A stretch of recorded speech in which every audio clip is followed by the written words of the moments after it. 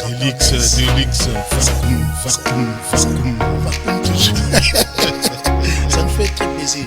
Fakoum TV officiel, avec des luxes Arnaud Wangi.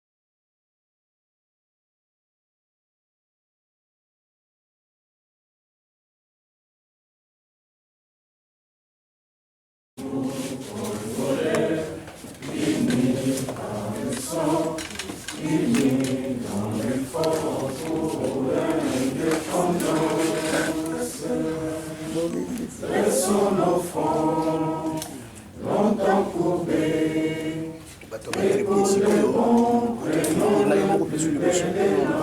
dans la paix au peuple ardent, par les labeurs, nous bâtirons un pays plus beau qu'avant, dans la paix citoyen, entonné. L'hymne sacré de notre solidarité, fièrement salué. Voici 2 semaines que je m'étais rendu à Goma, dans le Nord Kivu, pour commémorer avec les Gomatriciennes la journée internationale de la femme africaine. Et c'est devant, comme vient de le dire la jeune dame, les déplacés de Rutshuru et Masisi dans le camp de Boulengo que j'ai annoncé ma candidature à la plus haute magistrature. C'est un signal fort. J'ai tenu à le faire à l'est du pays, devant un échantillon de nos concitoyens les plus démunis de la République, afin de leur redonner espoir en leur disant que nous ne les avons pas oubliés. Moi, Marie-Josée Fokou, je ne les ai pas oubliés. Je ne vous ai pas oubliés. Une mère oublie-t-elle les siens? Une mère oublie-t-elle ses enfants? De retour à Kinshasa, j'ai tenu à confirmer ma déclaration de manière plus solennelle et expliquer pourquoi j'ai fait le choix de retourner dans la course. Ma vision de la rupture du système de prédation par la combolisation pour la renaissance de la République démocratique du Congo est une voie salvatrice de sortie du cycle infernal dans lequel nous nous trouvons depuis plusieurs décennies. Dans sa création en 1885, juste à la Troisième République inaugurée par la Constitution de 2006, l'État congolais est intégré au système de prédation organisé pour entretenir sa faiblesse, la division, l'insécurité, la pauvreté et l'exploitation de ressources naturelles pour les intérêts de tous, sauf celui de sa propre population. Les crises politiques depuis l'indépendance participent à cette stratégie d'un État congolais constamment en crise, maintenant même en faillite au point de susciter une théorie de son émiettement. Il faut un état des lieux complet en vue de donner au nouveau Congo, celui de demain, les moyens de sa puissance nationale et internationale, lui garantissant une renaissance avec un code génétique différent. Notre pays, la République démocratique du Congo, se prépare à vivre sa 4e expérience électorale depuis l'avènement de la Troisième République dans un environnement marqué par les situations ci-après que je vais vous énumérer, le dysfonctionnement systémique de l'État, visible à travers une certaine impuissance de pouvoir public devant l'enrichissement illicite de politiciens, le détournement et la corruption endémique, les tueries ayant banalisé la vie humaine, l'exploitation sauvage et frauduleuse de ressources naturelles, les infiltrations étrangères dans l'administration publique, le dérèglement de la justice, alors qu'une justice élève une nation.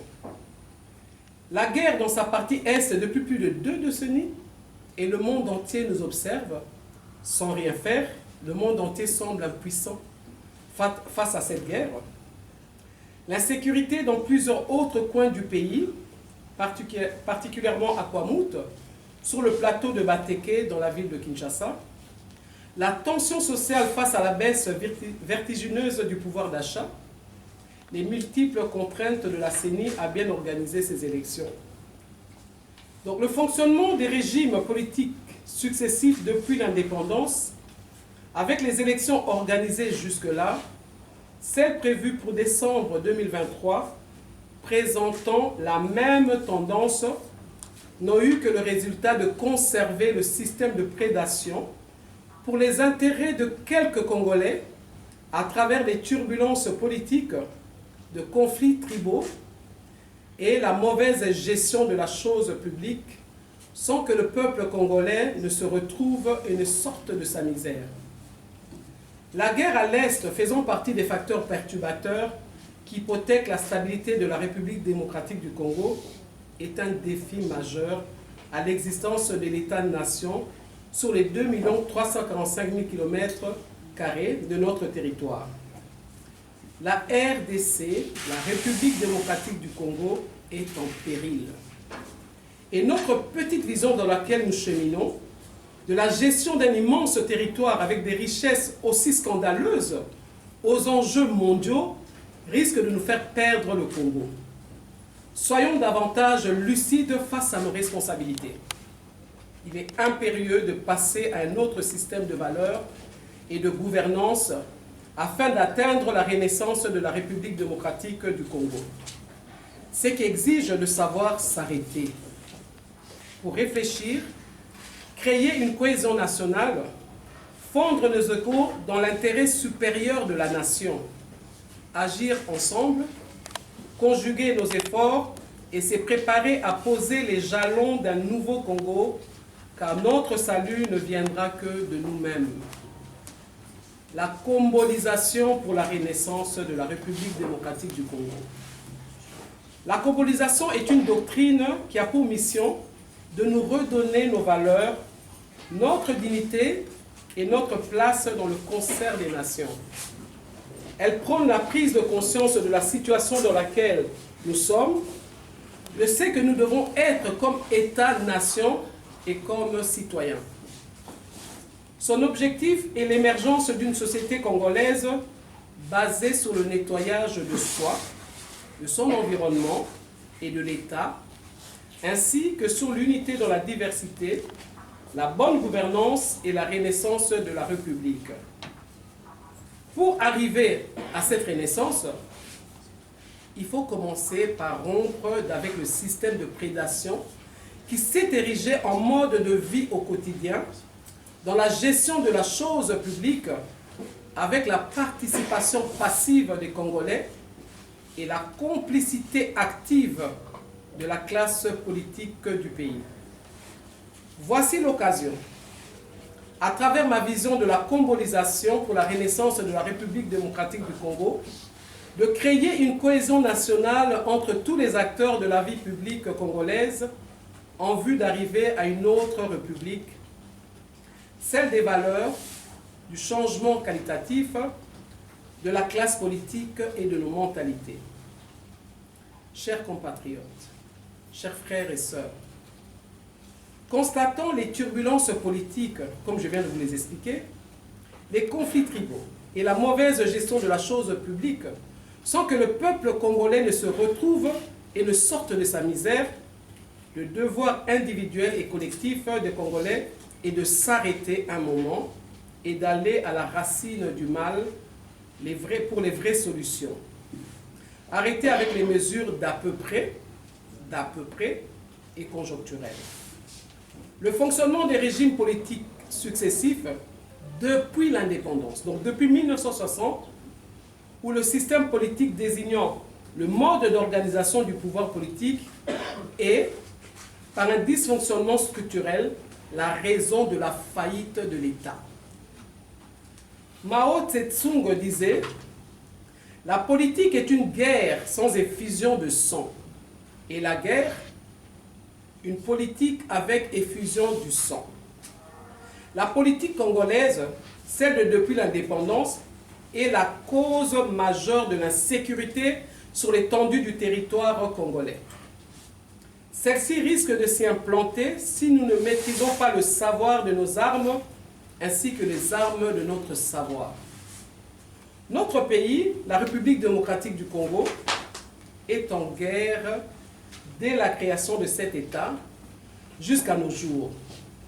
Il s'impose une autre lecture de la politique menée dans notre pays. Les gouvernements se sont succédés sans avoir jamais eu à concevoir une approche cohérente pour une meilleure figuration de l'État dans une vision répondant à notre vocation universelle qui intègre la donne du pourquoi notre pays est soumis à la guerre. Ainsi, il nous faut, d'un élan et intelligence patriotique, envisager une autre politique dans un autre système. Il convient d'engager notre pays dans un processus qui puisse aboutir à sa renaissance. Nous avons connu une première renaissance, un certain 1er juillet 1885, État indépendant du Congo. C'est ainsi que nous devons aller à une deuxième naissance et nous avons pris comme modèle la vie chrétienne. Donc nous avons profondément besoin de la rupture avec les antivaleurs de toutes ces précédentes républiques en vue d'asseoir les valeurs qui vont caractériser la 4e République à travers une nouvelle constitution pour les Congolais. Et c'est ainsi, il y a de cela 5 mois, jour pour jour, mais tenant à ce même endroit, dans cette même salle, Kampala, au Rotana, j'avais proposé une transition consensuelle de 2 ans sous l'égide de la Constitution en vigueur et du chef de l'État actuel, en plus de la création de 2 institutions d'appui à la démocratie. Malheureusement, ma proposition n'ayant pas trouvé d'écho favorable dans la classe politique, fut avortée. Chers compatriotes, chers frères et sœurs, après cette insémination artificielle ratée, j'ai décidé de porter moi-même ma vision accompagnée par vous, Congolais, comme des sages-femmes pour nous aider, pour nous donner plutôt les chances d'une naissance réussie de la nouvelle République.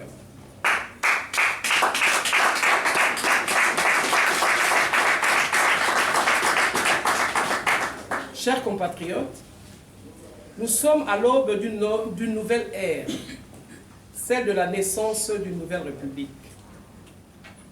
Le pays souffre de douleurs d'enfantement. J'en ressens personnellement les contractions. Il n'y a qu'une femme qui peut comprendre de quoi je parle. Je vis dans ma chair et dans mon âme cette douleur d'un pays qui agonie. C'est que sans doute nombreux d'entre vous ressentent aussi la même chose sûrement. Même les hommes peuvent peut-être ressentir cette douleur que je ressens. Les douleurs que nous ressentons actuellement, telles des contractions intenses, marquent les spasmes qui précèdent la naissance d'une nouvelle République. Ces spasmes, bien que douloureux, sont le signe que des changements profonds sont en cours. Avec persévérance et détermination, nous pouvons franchir ces épreuves pour donner vie à un avenir meilleur à notre pays. Moi, Marie-Josée Fokou Mputapunga, j'ai pris mes responsabilités en vous annonçant solennellement ma candidature à la magistrature suprême pour le prochain mandat.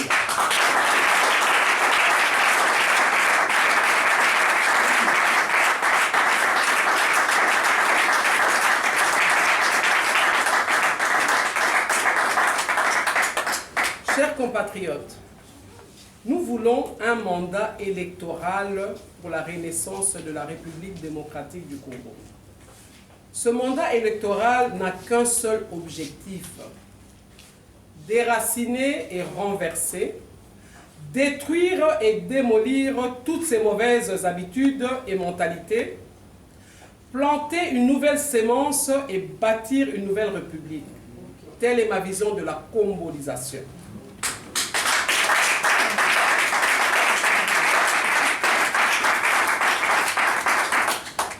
Les 4 premiers points de cette vision parlent de notre renaissance en tant que citoyens congolais, dans notre cœur, par le renouvellement de notre intelligence, par une prise de conscience qui commence par un nettoyage en soi, une conscientisation de l'autre, la réconciliation nationale et l'unité dans la diversité.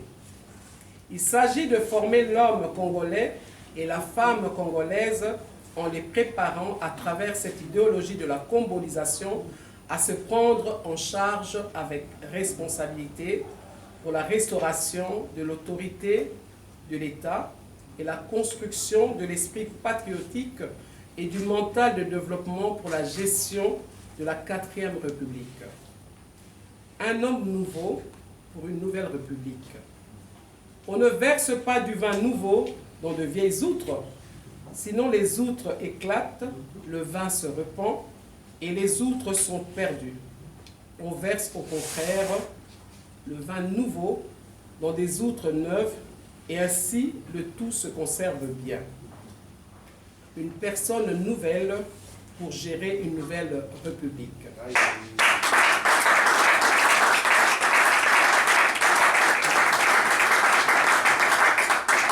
La matérialisation de 4 premiers points de la combolisation aura lieu à travers le premier axe prioritaire de la formation humaine et la construction du bon citoyen, agent de la renaissance et du développement intégral. Il s'agit des programmes particuliers et des réformes audacieuses dans le domaine de l'éducation, de l'enseignement, de l'administration publique, de la justice, de la culture, de l'encadrement des jeunes, de la prise en charge de la famille, de la santé, du développement agricole et de l'organisation du travail. Dans ce premier axe, où il est écrit « Il n'est pas bon que l'homme soit seul », il est essentiel de reconnaître la valeur et le potentiel des femmes comme agents de changement et de les inclure pleinement dans la construction de cette nouvelle République. En honorant et en soutenant le rôle de la femme en tant que matrice du monde, notre pays pourra bénéficier d'une société plus équilibrée, juste et prospère. Les 3 derniers points de la combolisation traitent du nettoyage de l'État, de la bonne gouvernance et de la renaissance de la République. Ils nous donnent le 2e axe prioritaire de la fondation de l'État à travers la manière de concevoir le pouvoir dans le sens du devoir et de la responsabilité. La politique doit être considérée comme un service envers la société plutôt que comme une opportunité de jouissance personnelle. Par le nettoyage de l'État, il s'agit d'imaginer un système de gouvernance qui permet d'avoir l'homme ou la femme qu'il faut à la place qui convient.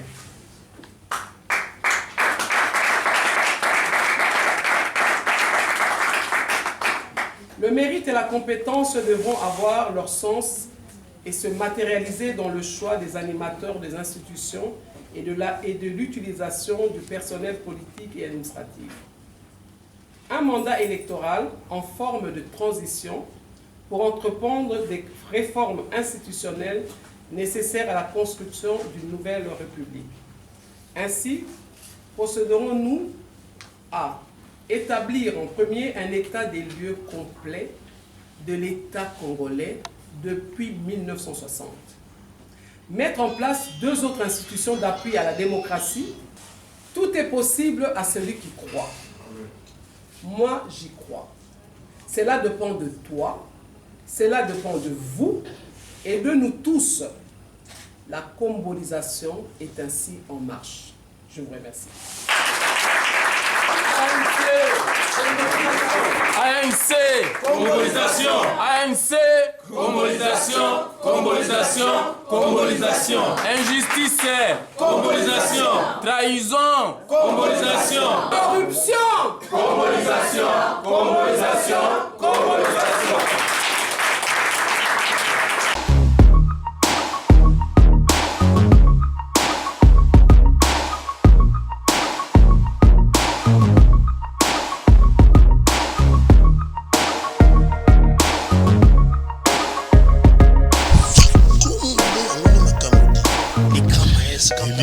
Delix, Fakoum. Ça me fait très plaisir. Fakoum TV officiel avec Delix Arnaud Wangi.